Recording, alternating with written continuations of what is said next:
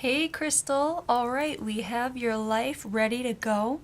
And so it's just up to you to make the connections from this life to your current one. All right? So let's begin. We're going to start by saying where in time we are, and we're putting you in Europe. This life is in Europe, and I'm getting a deep pull to the Mediterranean.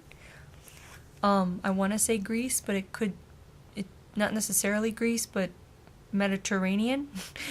I can't think of the country right now that's in my head, but it could be Greece, but or next to Greece, if that makes sense. Then this card, we have an interesting card here. This is what you did with most of your life, or how you spent the majority of your life, and we'll get right to that. Okay? Then we read one important day that happens, another important day, your death, and the lessons of this life. So let's begin. Let's see where in time this life takes place. Where in time are we looking at Crystal's life? Where is Crystal's life?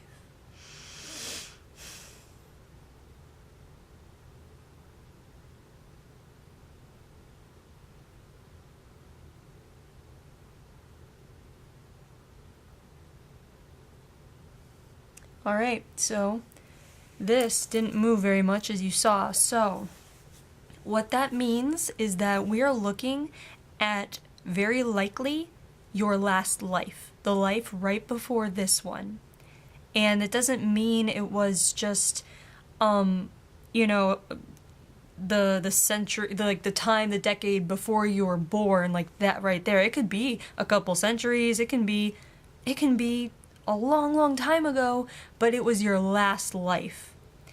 And because not everyone reincarnates or incarnates right away each time. Sometimes they take some centuries off and come back. So whenever this is, it was most likely your last life. All right. And so we're looking at Europe, we're looking at Greece, or somewhere right near or next to Greece. It's a very Mediterranean feeling. And then this card that I was showing you, this is the take care of me card. This means that you were in a position where someone had to take care of you. And I want to say that there was an incapacitation where someone had to take care of your body, as in you couldn't move very much. You couldn't do tasks very well. Someone had to help you. Maybe you had someone in the home with you to take care of you. So just keep that in mind. All right, so let's go to your first important day and flesh this out a little bit more. All right, so this first day, so right here we have the graduation card. We have a graduation card. And what's linked with that is the soulmate card. And the feelings associated with this is grateful. Graduation. How does this work? I'm asking my guides. I'm like, fill me in here. And so what we're looking at is not a graduation in the sense of academia this time around, because these cards can mean many things. I mean, this very well could mean graduating from school or a program, but not in this case. In this case, this graduation wasn't happening to you. This graduation was someone, I want to say, someone in your family graduated. So someone in your family got enough knowledge in the sense that they knew that they would be growing up to take care of you. So this could be your child. This could be a niece or nephew.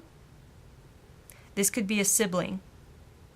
And whoever this is, once they learned what they needed to learn for your caretaking, as well as to provide for you financially and being able to take care of you in all aspects, this day came and it was locked down. Like you were worried, like not that you were worried that they would leave you, but almost like you felt so bad that you knew they would stay with you. You knew what they planned to do. They planned to live their life around you. And this day came and it was affirmed that that's indeed what they decided to do. And so this card of gratitude is you're deeply grateful that this person basically, in a sense, would give up their life to make sure that you could live at least comfortably, at least not being a ward of the state or something like that.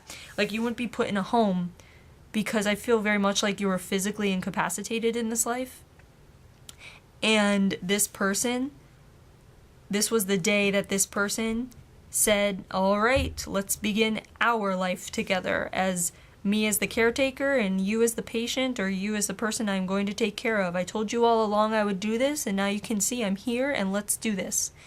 And there was an overwhelming feeling of gratitude, the kind that makes you like just sob in your soul for the gift this person is giving you, the gift of their life, their time, their energy, because they love you a lot. You are lovable. You're very lovable.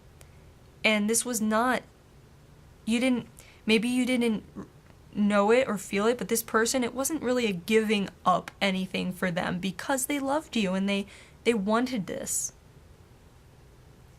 And so this was a very special day that this person, your soulmate, and I'm not getting, in this life, I'm not really getting like a romantic vibe. I'm getting soulmate, someone who has been with you in other lives.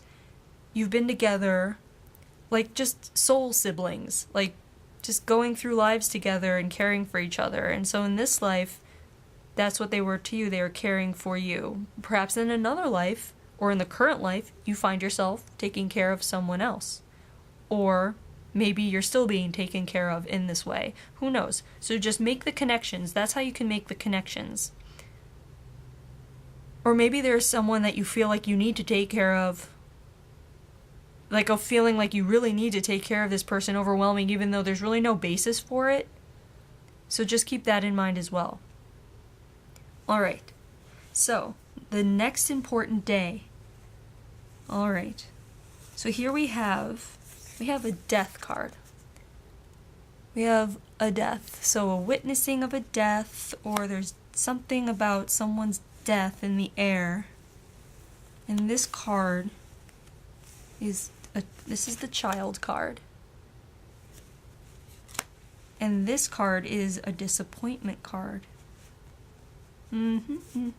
Okay, so right away what's coming to me is that the person that's taking care of you is actually not giving up their life.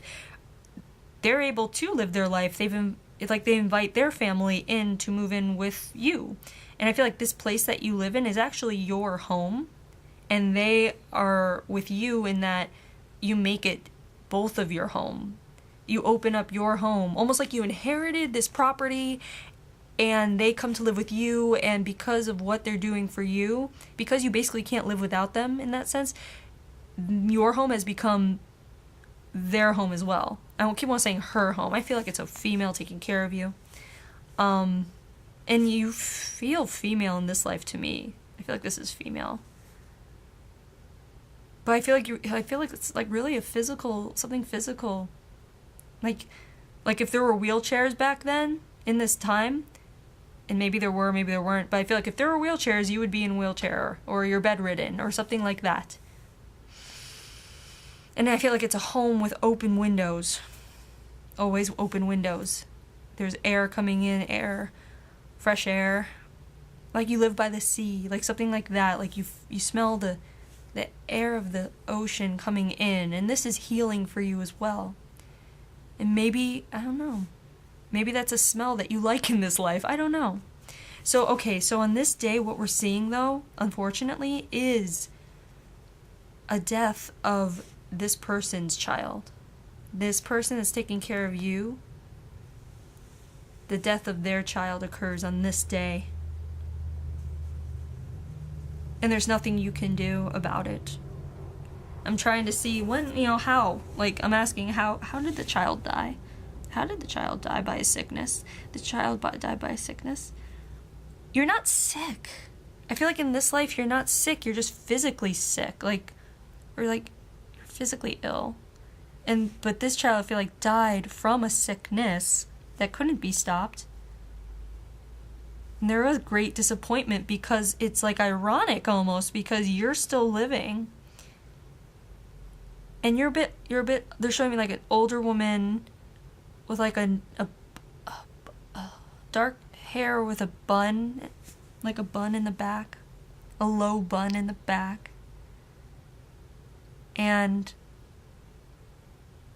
and it's ironic because you're the one that's like bedridden, and yet this child is the one that dies from like a sickness, just like a like a bronchitis, a pneumonia, a sickness takes the child away, and there's deep disappointment. There's even maybe a feeling of, oh, it should have been me. Or even from this person, it should have been her, even though they love you. But you know how it could be possibly for a parent to think that of their child. Like a parent wants their child to live. An aunt would rather die than have their niece die, that kind of thing. Like, of course, you want the child to live. The child doesn't make it. And so this person carries like a deep disappointment from then on. This person carries a deep disappointment, and you're disappointed as well because you feel it every day. From here on out, every day is a disappointment. And you feel it from them. Because every day they see you living, they feel like their child should be living. You know, it's like, how come the good ones always die young? Like that kind of thing. Not that you're a bad one, you're a very lovable person in this life, but of course this child should have lived. You want the child to live. So this is a really deep feeling day that changes changes the structure of the house, of the emotional household. So the household, the emotional climate in the household changes this day. And you can't do anything about it. You can't do anything about it. All you can do is try to be almost like you become meek, in that you become subservient in a way, like every interaction you have with this person becomes like, I know I shouldn't be here, I know I shouldn't have made it, and your child should have. It's almost like that. And so it's kind of a really heavy life after that. But you do what you can, you do the best you can. You are grateful. You try to show as much gratitude as you can to try to pick them up. And sometimes there are good days. There are good days sometimes.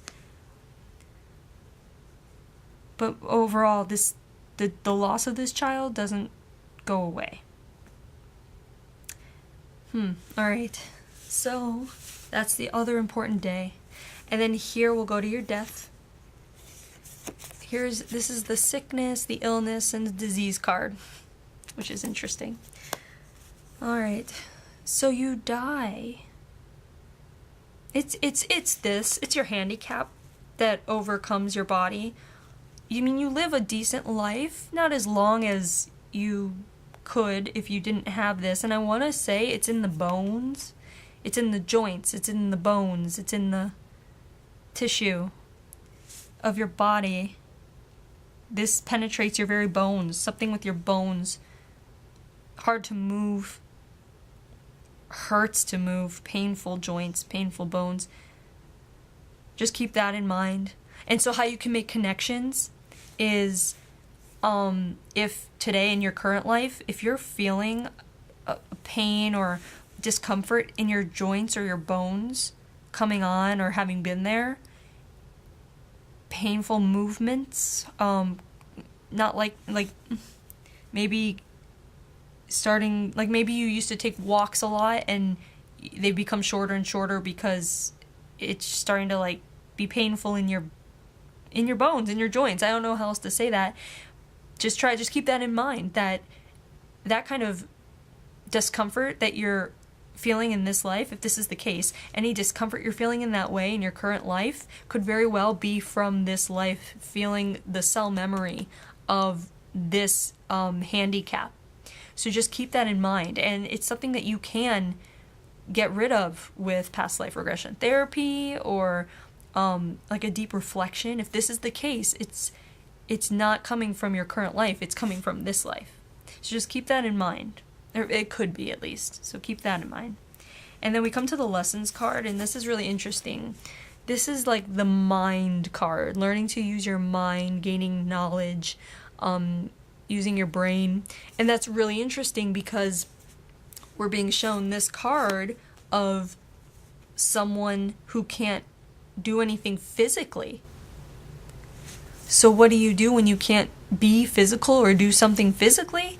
You turn to your mind, you go in your mind, and you read, and you learn, and you soak up knowledge, because that's where your joy and your pleasure and your activity in this life, that's where it comes in, is in your mind.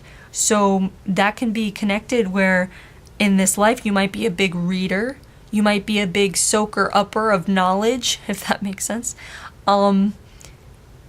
Maybe you have a thirst to know things. Maybe you just like libraries. Maybe you like Googling a lot, just like random facts. I don't know, trivia. Like maybe you just like learning and just soaking up knowledge. And that could very well be because of this life, because of how valuable your mind became since your physicality didn't serve you in this life. Or that, honestly, wait, your physical handicap did serve you. I mean, that's what happened, is the physicality served you in that it brought your brain, mind, knowledge, all that. It activated it. It overactivated it. It put emphasis on learning, on being knowledgeable. And so there you have it. So there you go. Yeah, there's your past life. So I hope you found that interesting. I certainly did, and I hope you have a great day. Thanks for letting me read you.